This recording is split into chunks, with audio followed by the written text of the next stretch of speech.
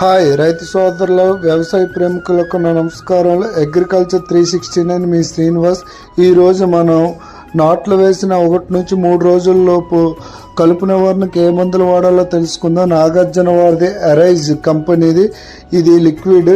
ఇది ఎక్కువగా పొడి ఇసుకలోని మనం ఈ ద్రావణాన్ని బాగా వేసి కలియబెట్టుకొని మనం 1 నుంచి 3 రోజుల్లోపు నాట్లు వేసిన రోజుల్లోపు కానీ వెదజల్లుకున్నట్లయితే మనం చాలా వరకు గడ్డి జాతి, తొంగ జాతి వంటి కలుపు నివారణ అయితే నివారించవచ్చు.